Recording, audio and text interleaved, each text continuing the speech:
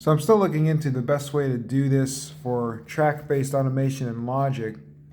But one way you can modify a subtle parameter in a instrument channel or an audio channel is to use a modulator like this. So I have the modulator set to mess with the panorama.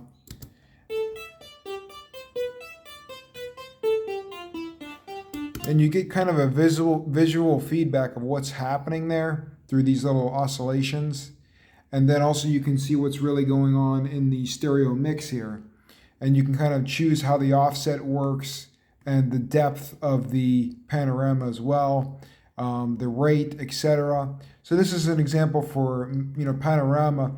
And what I had in mind with this is it's for drum effects, things like the hi-hat or the something like a snare that just gets subtly offset just a tiny bit as the mix plays, so that you don't have to have this thing dead in the middle without any life every single time. This could be any kind of instrument, but essentially you're just adding a little bit of a liveliness and a modulation literally to it.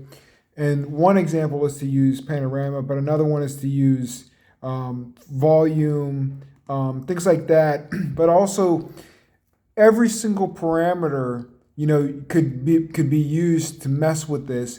And if you think about using something like a spectral gate, see if I can pull that up. Specialized, maybe. Where did they put this thing? Spectral gate. So if you're going to use something like this, you could have such a variety of things that you could subtly toggle. But I don't think that this would facilitate that. However, you can do that using the regular automation lanes and then simply draw them in. Because what we're trying to do here is essentially, if I have like a 5-minute mix, and let's say I have a wet dry, let's say the threshold is the wet dry on this, and I don't want to have to sit through 5 minutes of going like this.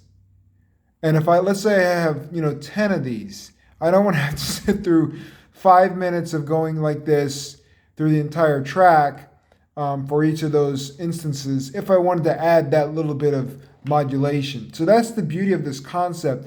Now in this instance we can draw this in, and there's actually a way to transcribe that into MIDI data and then kind of humanize it, but it's so complicated. And so for right now, you would just simply draw that in as a faster mechanism and then sort of finesse what you drew, as opposed to having to sit through 5 minutes of that. And another example is something subtle like a chorus effect. So let me pull that up. So for instance, chorus is really awesome, when it's used in a very subtle way to create this sort of organic or, just more interesting tone coming from whatever you're running through it.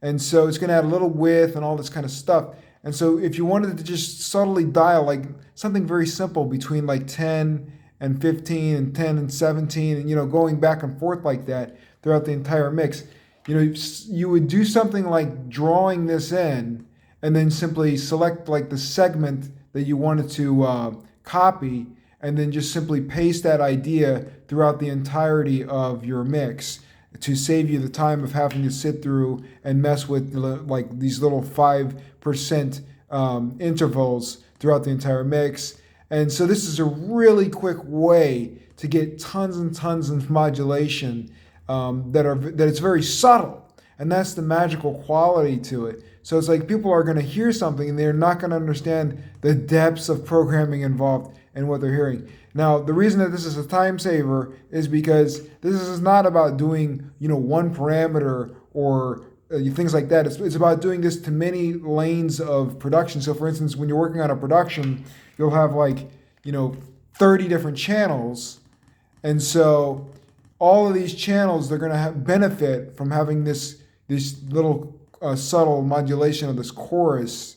So this is just one example. You could modulate other parameters within all of these systems to add just that little bit of, let's say, character adds to the aesthetic that people aren't quite aware that's going on, but it just adds that little bit of flavor. So it's kind of like a seasoning. So it's kind of long-winded here, but I just wanted to give an example of this idea that I've had for a while, which is more of an engineering and production blurred world, so that it's not quite, magical sound design, but it is an interesting thing you can do to make a mix have a more depth of character for each instrument.